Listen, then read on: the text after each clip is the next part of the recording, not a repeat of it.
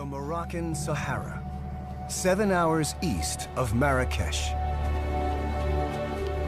A remote, barren desert. But hidden beneath the endless sands lies a treasure trove of fossils.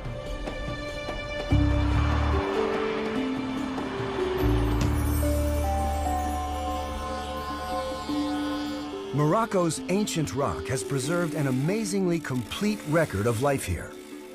From prehistoric insects and sea creatures to crocodiles and dinosaurs. Today, they're a precious resource. The Moroccan fossil trade brings in tens of millions of dollars a year. What you have here, it's a little bit like a geology book, you know, so you have fossils, you have trilobites, you have corals, minerals. It's literally the history of life on our planet laid out on these benches. That's why paleontologist Nizar Ibrahim is here. He's come to Morocco's fossil capital, Erfoud, in search of one of the rarest, most mysterious animals ever discovered.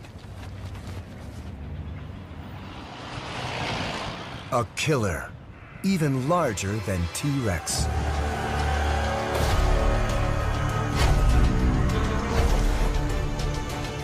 His name is Spinosaurus. Spinosaurus, even by dinosaur standards, is one of the strangest, weirdest creatures anyone can imagine. Well, this animal is a fabled beast. I make the comparison to Nessie, the Loch Ness Monster, or the Sasquatch, or the Abominable Snowman. I mean, yes, they're pictures in books, but we can't put our hands on the real fossils.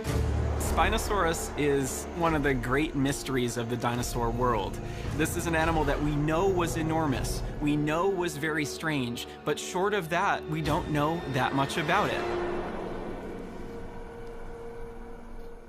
Spinosaurus tooth. Sharp, conical, and very large teeth discovered all across North Africa offer telltale signs of this powerful predator. The problem is, very few Spinosaurus bones have been found to go with them. Spinosaurus fossils are very rare. Teeth are actually fairly common find, but an associated skeleton, several bones that belong to the same animal, that's something that happens once every 100 years. Nizar, a specialist in North Africa's ancient fossil beds, has spent the last decade scouring museum collections and fossil shops around the world for elusive Spinosaurus bones. I was looking at everything, just hoping to find something that someone hadn't seen before. So I was starting to piece together a basic outline of the skeleton, but there were so many missing parts. It was very frustrating. Frustrating, but not unusual for North Africa. Fossilized remains of dinosaurs have been notoriously difficult to find here because of the vast distances and harsh desert conditions. It brings new meaning to, a needle in a haystack. Nizar recently joined forces with paleontologist Paul Sereno, a leading expert in African dinosaurs. You know what it's like digging in some places in North America and China? I mean, it's littered with bones. We've got dozens of skeletons of T-Rex. In Africa, it's a totally different story. You have this great Sahara Desert, which extends literally in different directions, thousands of miles from where we're sitting here. Many without roads. You could spend a week here, easily, with an entire team, and not find one piece of bone. It's a challenge. Sereno has had more luck than most. In 1997, he discovered a predator named Suchomimus in nearby Niger. The name means croc mimic because of its long, narrow snout. He also found the only well-preserved skull of Carcharodontosaurus, the shark-tooth lizard. That was an incredible find. This giant T-Rex-sized skull, but had these stabbing 6-inch teeth. together with the remains of giant crocodiles, flesh-eating birds, and Spinosaurus.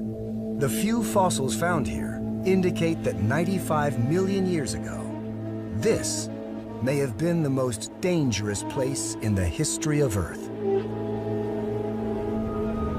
A habitat of giant carnivores covering much of North Africa. This is possibly unprecedented in Earth history. Big predators tend to be rare. It takes a lot of food to feed a population of large carnivorous animals. It just seemed like a place that shouldn't really exist. It's a mystery Nizar believes he can solve if he can just find another specimen of the enigmatic Spinosaurus.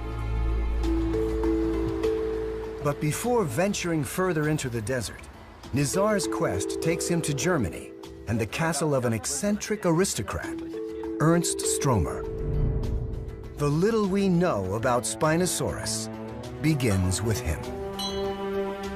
Ernst Stromer was a German paleontologist. He was really an explorer that wanted to find fossils in virgin grounds. The year is 1910. Fossils are hard to come by in Germany. But across the Mediterranean, in the deserts of Egypt, come reports of vast formations of ancient rock. Stromer is eager to explore them, not for dinosaur fossils, but for early mammals, to chart their diverse evolution.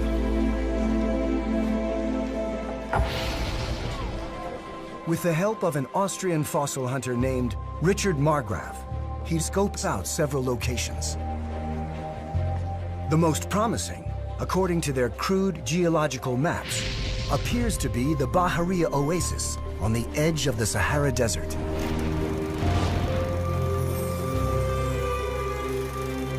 Stromer was used to going to nice restaurants in Munich, living in a castle, and here he is in the middle of the desert. It's hot, he's hungry, he's not happy with the speed of the camels, and it's a really difficult situation for him. Ever the meticulous scientist, Stromer recorded his many travails. His granddaughter, Rotraud, still has as many journals and photographs. My grandfather didn't throw anything away. If every generation were to do that, the biggest castle would soon be full. Half German and half Moroccan, Nizar feels a special connection to Stromer. His works offer valuable insight into a man whose discoveries have been largely overlooked. The fact that Ernst Stromer was a great paleontologist, one of the best paleontologists in the world, had been forgotten was something that I thought was really tragic. So from a relatively early age, I thought, well, one day, we're going to restore his legacy. Stromer's journals make it easy, documenting every step of his 3-week desert trek. He writes of rainstorms and sandstorms, of frustrations with his crew. But when he finally reaches Bahariya, his luck begins to change. Stromer describes some of the first ever evidence of the Sahara's turbulent past and the creatures that lived here. I find red layers preserving shark fin spines, fish teeth, and, to my joy, also small vertebrae of reptiles. And then, at 8:40 a.m. on January 18th, I find 3 large bones lying next to each other. The better one is probably a thigh bone. poking out of the rocks, Stromer finds enormous thighs, ribs, vertebra, and claws. They're not early mammals, but something much bigger. Apparently, these are the first of Egypt's dinosaurs. I don't know how to conserve such gigantic pieces. Stromer wandered into an oasis and wandered out with the first dinosaur bones, really good dinosaur bones from Egypt. He didn't even know grossly how old these beds were, and he was going for a different reason. And he found some of the weirdest dinosaurs on the planet. The important thing is that he realized it.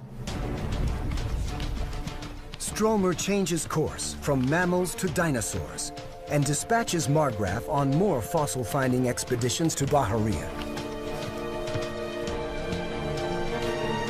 Together, they introduce many new dinosaurs to the world.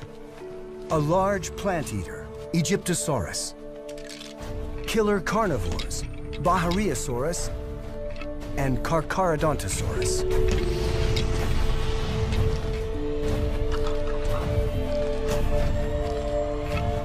And the biggest, most bizarre dinosaur of all. In 1912, Marggraf makes a remarkable find in Baharia's 95-million-year-old sandstone. Long chunks of spine, massive ribs, pointy teeth, and a well-preserved lower jaw. Back in Munich, it takes Stromer several years to piece this unique creature together.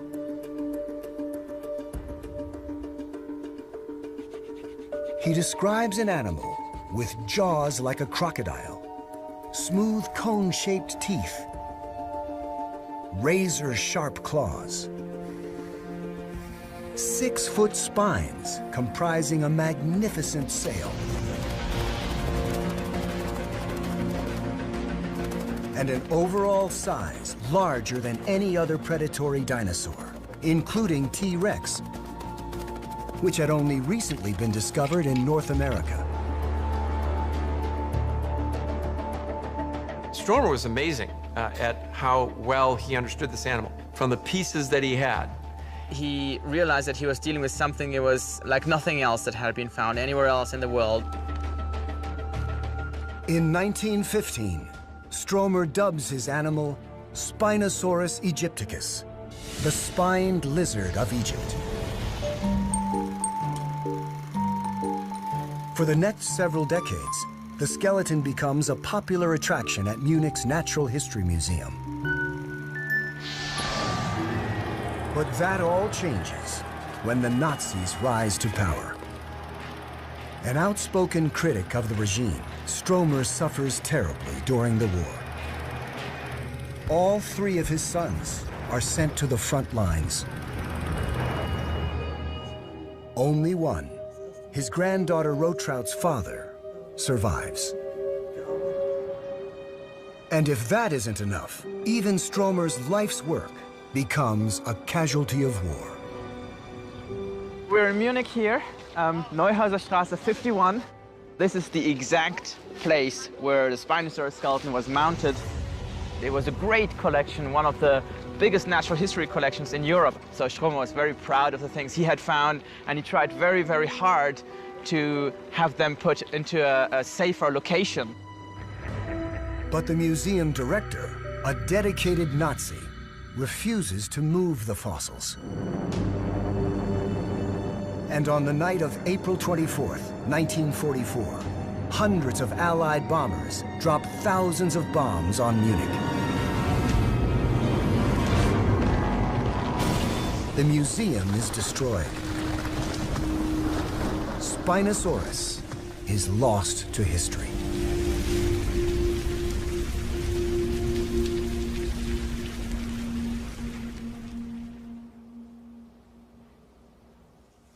This is the only surviving image of the mounted Spinosaurus skeleton. Just imagine you spend decades of your life doing research, and then in one night, everything is destroyed. The loss of his sons, of course, was the biggest loss in his life, but the dinosaurs were a very close second. Those were unique specimens, and I think he knew that it was very difficult to find fossils in the Sahara. And he was right. Stromer died in 1952. His journals and photographs survive. But without skeletons to grace exhibit halls or fossils to study, his dinosaurs are overshadowed by T-Rex and other more familiar beasts. Not having the original Spinosaurus skeleton is a tremendous loss to dinosaur paleontology. We can't go and examine his observations directly. You had this fleeting glimpse of something and then it's gone. I mean, this is about as frustrating as it gets for paleontologists. 60 years later, Spinosaurus and the terrifying world it lived in is as mysterious as ever.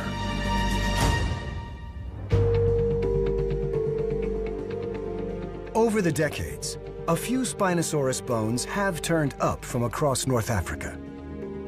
Teeth, vertebrae, and this partial snout. They're isolated pieces mostly, dug by amateur fossil hunters and sold to private collectors on the black market. But if scientists don't know where they come from or what they were attached to, they hold little value. We were tempted and teased by teeth and little tiny pieces and then a snout here, but no skeleton, nothing associated, nothing bone to bone, nothing to piece together more than what Stromer had done 100 years ago.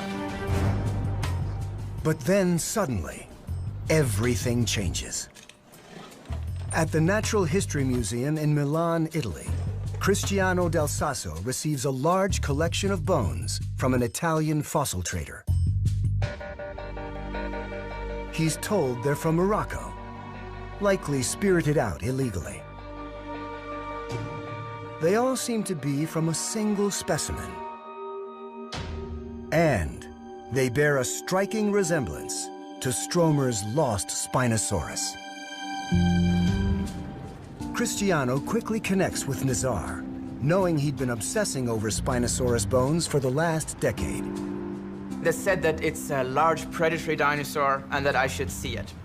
So I traveled to Italy on my small doctoral student budget, and I saw this really amazing layout of bones on a table. Tall spines, leg bones, foot bones, skull fragments.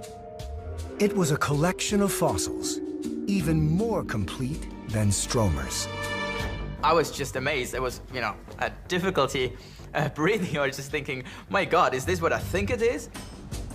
Convinced the skeleton is Spinosaurus, Nizar arranges to have all 60-odd bone fragments moved to Paul Sereno's lab at the University of Chicago to be systematically studied. When finally this specimen of Spinosaurus showed up, we were picking our jaw off the ground. Nothing made sense. Sereno expected Spinosaurus to be similar to Suchomimus, the other meat eater he had discovered in North Africa. Suchomimus lived 15 million years earlier than Spinosaurus, around 110 million years ago. It too had a long snout, conical teeth, and a sail, so Sereno determined that it was actually a cousin of Spinosaurus. But Spinosaurus had taken those adaptations to the extreme. We began to realize pretty quickly on that this animal was no ordinary dinosaur. The team could see immediately that some of the new Spinosaurus bones matched the ones in Stromer's old photographs, especially those characteristic spines. In the front part of the sail, what do you think of the tailbone? But now they had new bones that Stromer never had. Flat feet, hand and thigh bones, pieces from the back of the skull. The makings of an animal more bizarre than even Stromer could have imagined. So this is really the jackpot. But all these bones are missing one crucial bit of information: where they're from. Most fossils from Morocco are found by private collectors and actually bought and sold on the open market. And so when you do this, the critical contextual information is lost. To truly understand a dinosaur, we need to understand the rocks that it came from. Nizar has no idea where these bones originated, but as he studies them closely, he notices something eerily familiar. The cross-section of the spines have unusual lines running through them. Perhaps fossilized traces of blood vessels. No one knows what they are, but to Nizar, they're a smoking gun. He remembers seeing similar bones in Morocco just a few years earlier. I thought, this is something I've seen before. I've seen a small chunk of bone, just like that one. And I thought, wow, I wonder if this is maybe the same specimen. If it is the same specimen and the bones match, Nizar might be able to track down the fossil hunter who dug them up. The only person who could take Nizar to the exact spot the dinosaur was pulled from. It's a long shot, but worth a trip back to Erfoud. Nizar has to rack his brain to remember details of the fossil dealer who first showed him the chunk of bone. He vaguely recalls a tall, mustached man in a white tunic. It became clear very quickly that that description fit many men in Erfoud. Everybody thought that I was crazy. This had never been done before. Moroccan fossils have been described for many years, and nobody has ever been able to trace them back to the original site. With the help of British paleontologist Dave Martil and Moroccan Samir Zuhri, Nizar goes village to village, shop to shop, chatting up the locals for clues to the fossil hunter's whereabouts. I'm trying to find a needle in a haystack. Actually, it's much bigger than a haystack. It's a needle in the Sahara. Given Morocco's vague export laws, Nizar needs to tread carefully. Dealers here are allowed to dig up and sell all the common fossils they want. Trilobites, ammonites, even dinosaur teeth. Oh, wow. But exporting rare fossils out of Morocco without a license is illegal. Even if Nizar does find the man he's looking for, there's no guarantee he'll agree to help. Those are some big teeth. There's some really nice specimens here, but it's all isolated pieces, so that's all they're finding here. No associated skeletons. This is not where our skeleton came from, that's for sure. The trail in the fossil shops is going cold. Nizar decides to head south from Erfoud toward Morocco's ill-defined border with Algeria, where most of the country's fossils are found. Is he one of the diggers? Yeah, he's one of the diggers. Oh, excellent. Well, you should know where he's going then. Diggers here don't have any special training. With shovels and other crude tools, they bore tunnels straight into the rock, pulling out any fossils they can, often damaging them in the process. They're just digging to get out what is, in essence, strange-looking rocks. They don't document the circumstances. They don't document, in most cases, where something actually came from. It's really like a Swiss cheese, lots of holes and openings. And of course, there's no scaffolding, no support structures, and it's pretty soft sandstone. People have died, and of course, they're breathing in all the dust every day. Very difficult work. Despite the risks, diggers depend on the income, and paleontologists depend on them, crude as their techniques may be. Now, this is how most fossils are found. You know, most fossils are not found by professionals. You know, if they weren't doing this, there's nobody else that has been out here collecting things in a systematic fashion.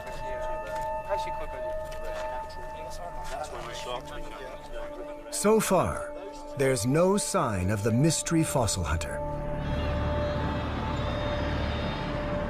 Back in Erfoud, Nizar is ready to give up. My morale is very low, just trying to figure out what to do next. You know, it's just being back at square one. And right in that moment, when I'm at the very lowest point, this figure walks past me. And after just a few seconds, it became clear that he was the man I was looking for. He was the one. Against all odds, the man actually remembers meeting Nizar several years ago. He recalls showing him a chunk of bone with lines running through them. And yes, he did dig up the rest of that skeleton. I can't believe my luck.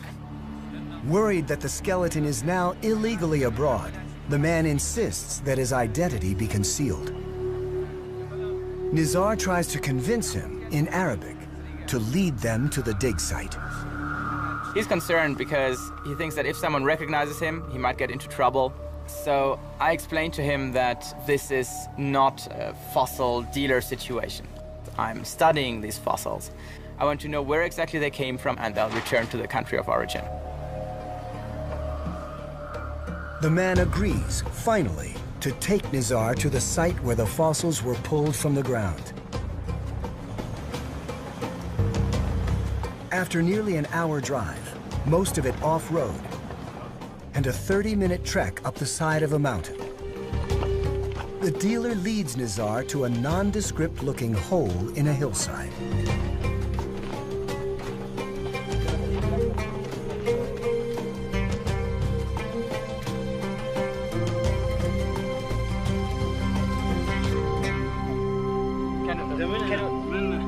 Within minutes, in the fill surrounding the dig site, they discover fragments of bones and teeth, all but certainly Spinosaurus.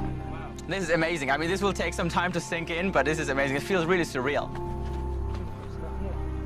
The dealer explains how it took 2 people digging for 2 months straight to get the skeleton out, and how he sold it to an Italian fossil dealer for the equivalent of $14,000 US.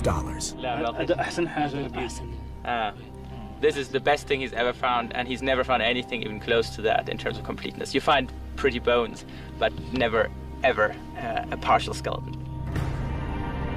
The fact that they were able to relocate the discovery site of the skeleton is remarkable and is going to provide much needed information about the environmental context of Spinosaurus. Within months, Nizar rallies Paul Serino, Cristiano Del Sasso from Milan, and colleagues from the UK and Morocco to conduct a more thorough excavation. Wow, so this is it. Wow. Their goal now is simple: characterize the rock and landscape to see when and how Spinosaurus lived, and if they can, find more bones. Rather than boring tunnels straight into the rock, as the fossil hunter did, paleontologists excavate from the top. Oh, this is the overburden. A very hard rock over the layer that had the Spinosaurus bones. So we're widening this opening to the cave until we can get a surface here that is just above where the bones were found. We know they were found in a layer right down here. So to move this layer is the pay dirt here.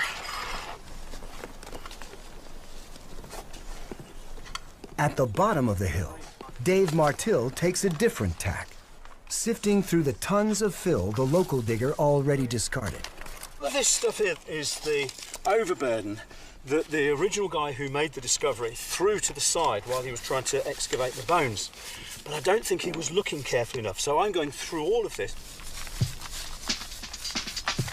He needs to pass a massive amount of material through his sieve.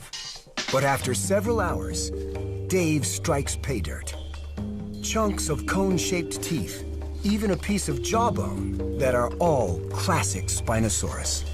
Well, even from small bits like that, I stand a chance of rebuilding an entire tooth, which is what I intend to do. It's just that I've got about 3 tons of material to sift through.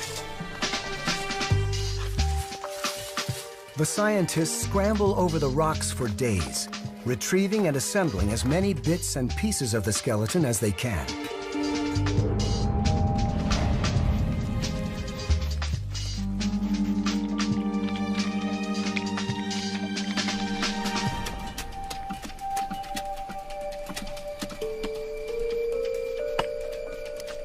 Cristiano exposes one of Spinosaurus's characteristic spines, similar to the ones Nizar recognized years ago.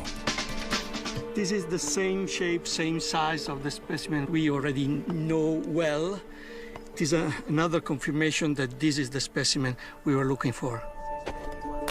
As they piece together the bones, the scientists are also looking carefully at the rocks they come from. These layers comprise millions of years of geologic history. But can they reveal the habitat Spinosaurus lived in and how he survived alongside the other giant carnivores? We're above the dig site now, and we're looking at the cliffs that dominate this valley. And you can see beautiful stripes of gorgeous colors. Each one of these layers represents a change in the environment. Forests, lakes, rivers. As we go down through each of the layers, we're going further and further back in time. And eventually we get down to the layer with our Spinosaurus in. Buried along with Spinosaurus are very different kinds of fossils. Ones you might not expect to find halfway up a mountain in the Sahara.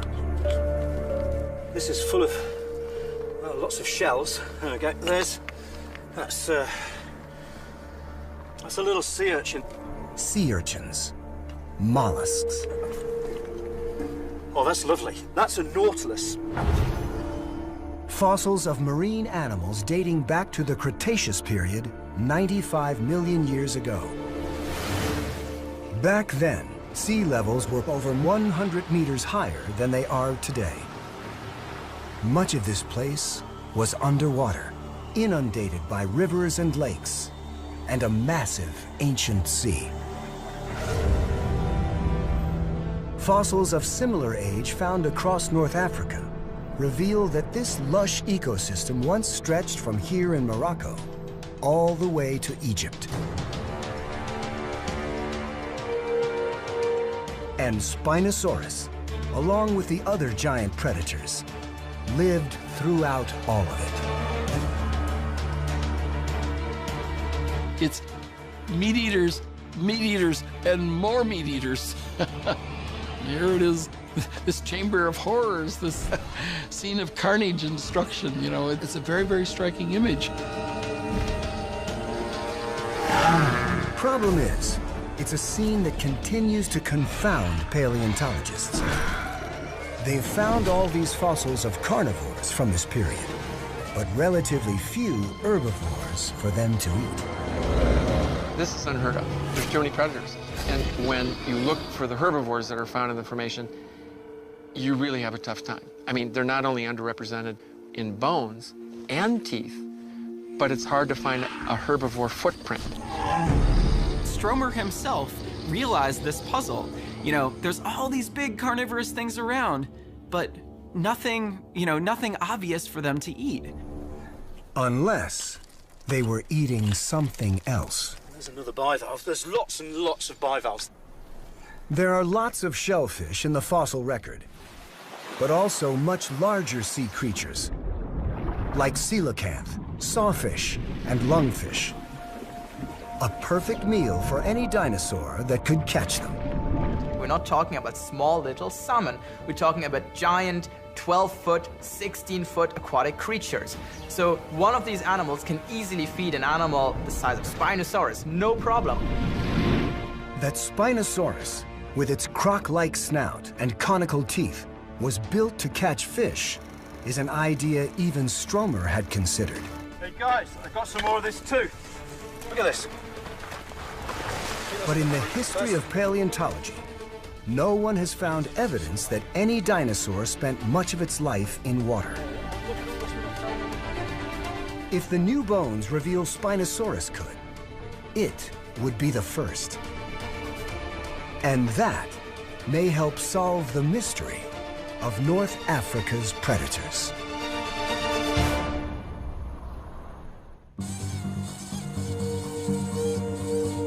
Back at the University of Chicago, the team quickly gets to work prepping and analyzing their new fossils, searching for any clues that Spinosaurus may have been aquatic.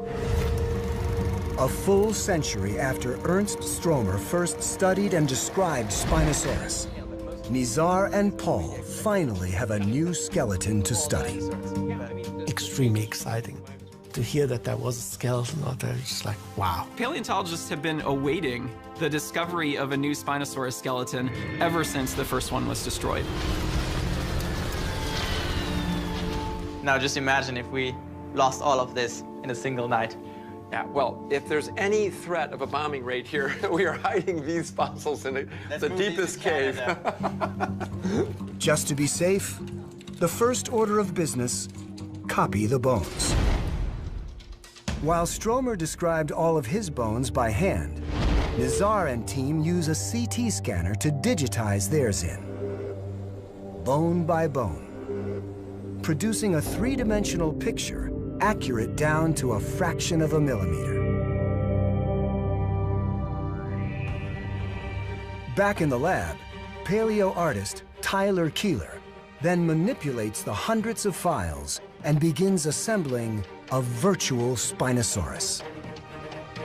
We have just now moved into the digital age for dinosaur reconstruction, in the sense that you can go literally from a bone to a digital model of the bone to a digital skeleton, which you can simplify enough that you can make it move.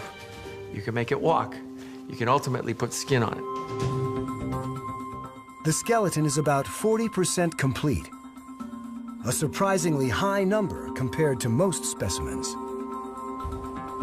Very few dinosaurs are known from a complete skeleton. There are lots that are known from a toe bone, a tooth. In most cases, just distinctive enough to just tell you, yes, there was something there, but that's all there is. The digital model allows the team to take their skeleton much further, even incorporating some bones they don't actually have. Using scans of Stromer's original photos and resizing the bones to match their specimen, they can add in bits of jaw and spine that they're missing. For the parts on the back that we didn't have, we're looking at Stromer's figures to fill those in. That's a Stromer specimen. Right, those are Stromer's. Scans of Suchomimus, Spinosaurus's croc-snouted cousin, help fill out the skull. Here's actually the Suchomimus brain case, fills in the back end very nicely. Scaling and incorporating bones from other specimens, they up their total from 40 to over 60%. Then, it's a matter of fitting the bones together. Just getting the jaws to close properly takes 14 days. Our knowledge of Spinosaurus comes from several different specimens. These aren't all the same size, and so you can't just, hodgepodge them together like some kind of giant Frankenstein. You have to build a digital model in the computer so you can get all the proportions correct and give us a better conception of what the skeleton of one of these animals would have been like. Taken together, the new specimen, Stromer's, Suchomimus, and other isolated bones, the digital skeleton reveals an animal every bit as extraordinary as Stromer imagined. 50 feet from snout to tail, the model confirms that Spinosaurus is the biggest predator ever to walk the planet. At least 9 feet longer than the largest known T-Rex. Size does matter, biologically speaking, because you wonder, what are the ecological circumstances that support such a large animal? And that gets back to Stromer's conundrum. How do you feed all these giant T-Rex-sized predators? Stromer speculated that Spinosaurus could eat fish. But does that play out in the bones? The foot is a good place to start. It's got a flat bottom. I'd never seen anything like this. The first time I set eyes on it, I said, what is this doing on this dinosaur? Most predatory dinosaurs scampered around with narrower feet and curved claws. This foot's completely flat. I've never seen anything else like it. To make sense of it, the scientists compare it to animals that are living. At least they were until relatively recently. Starting with dinosaurs' closest living relatives. When you're starting with a predatory dinosaur, you think bird as your living analogy. And you have to start there because they're bipedal. For all we know, this dinosaur had feathers. We don't know for sure. Turns out, flat feet are a handy feature for wading birds like flamingos.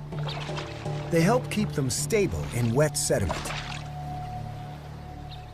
In lush Cretaceous Africa, could Spinosaurus have used them the same way? Certainly a sensible interpretation to argue that a fairly flat foot would help an animal, particularly a large animal like Spinosaurus, walking over a soupy substrate. You don't want to get stuck there. The flat surface may even help propel them through the water. If potentially they use their feet as paddle, that's a whole other chapter. It reinforces the aquatic model for this animal. We may not be able to prove it in a court of law, but it certainly makes the probability of our inferences much, much more secure.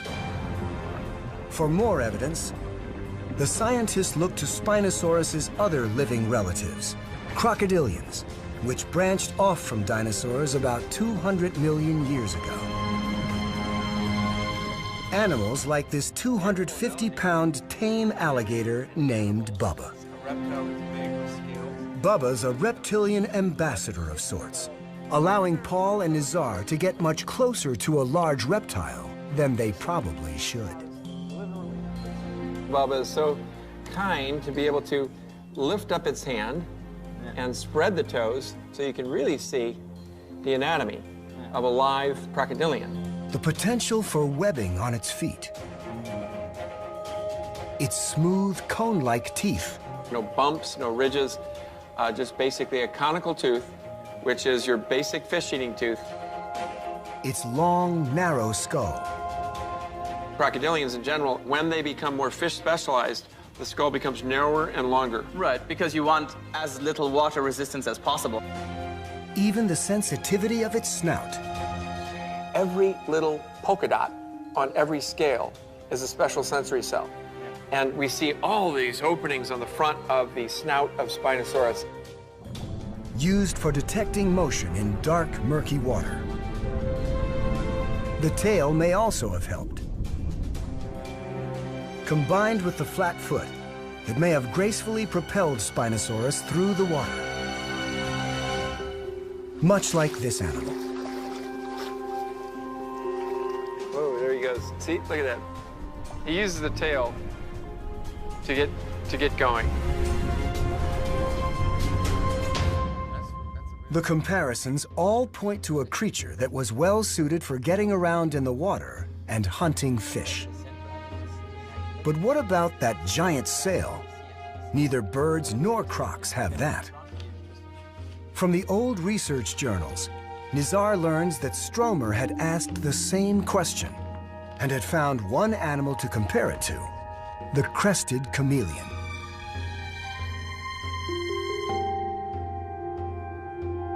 Look at this, right where that ligament attaches, there's an expansion. That's right, they all have this broad base, right? Wow, that is absolutely neat. Sails evolved independently many times. Why isn't always clear. For storing fat, shedding heat, or as a display to warn off predators or attract mates. A likely use for thin, narrow spines like these. I think this was display. It was to make yourself look bigger. Maybe there was competition for mates. Maybe the health, the size of your spine was an important factor. With the animal comparisons in and the digital model complete, there's only one thing left to do. The original bones will be repatriated to Morocco. But the team isn't confining its dinosaur to a computer forever. Thanks to machining facilities in Chicago and Toronto, virtual Spinosaurus is becoming the first life-size predatory dinosaur fully realized from a digital model.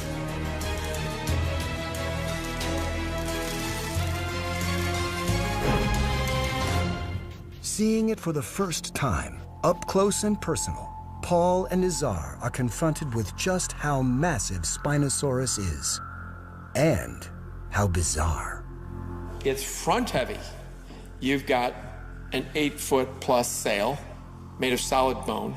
You've got an elongate trunk, longer than most dinosaurs. You've got massive forelimbs, the most massive of any dinosaur, a long neck and then a long skull cantilevered on this side. Where's the balance? The skeleton towering over them forces the scientists to rethink how Spinosaurus got around. Looking at the skeleton, it was certainly, very different from the mode of locomotion of any other dinosaur. It may have needed to use its long forelimbs for walking, a first for predatory dinosaurs, which so far have been strictly bipedal. While it hails from the two-legged dinosaur group of carnivores, it might be using those grabbing, rasping hands to walk. Otherwise, it's going to fall on its lovely crocodile-like head. Of course, that's only when it was walking on land.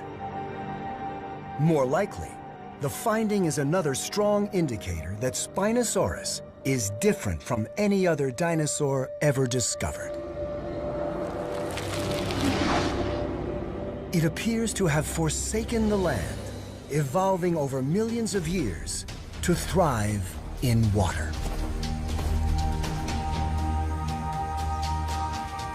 It is one of the great mysteries of the dinosaur era that every other major group has seemed to invade the water. And no dinosaur had ever done this. Never a dinosaur with a fin for swimming. Never a dinosaur with anything we could point to say, that was adapted for being in water. This is the first time, and it's really exciting. With this revelation comes a long-awaited explanation for how Spinosaurus and all the other monster predators of Africa's late Cretaceous competed for prey. Quite simply, they didn't.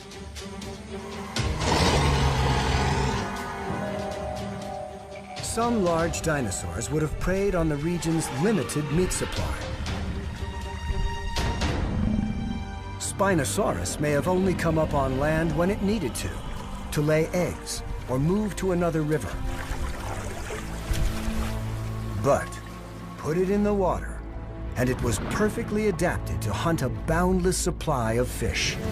If one of you is feeding on fish and the other one is feeding on large dinosaurs, you're not in direct competition, and that means more large carnivorous animals can occupy the same habitat.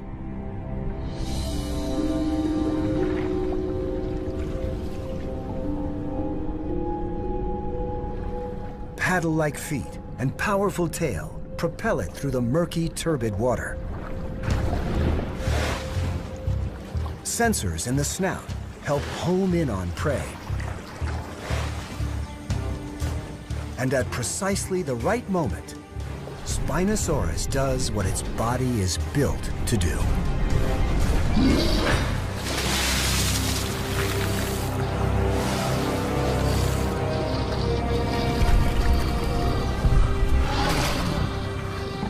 It all makes sense, being big, having these strange proportions, having these unusual feet, this big sail. Once you really understand the world Spinosaurus lived in, all these adaptations make sense.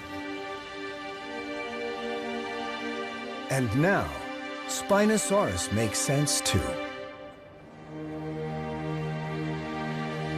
It's been an odyssey spanning 3 continents and 100 million years. But finally, it can take its place among giants.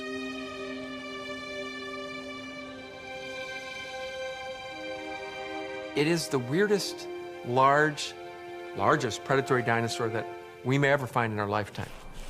But the saga behind this dinosaur, the man who was associated with the first bones, world wars, the contraband fossils, it's a story that has so many dimensions, it's going to be hard to top.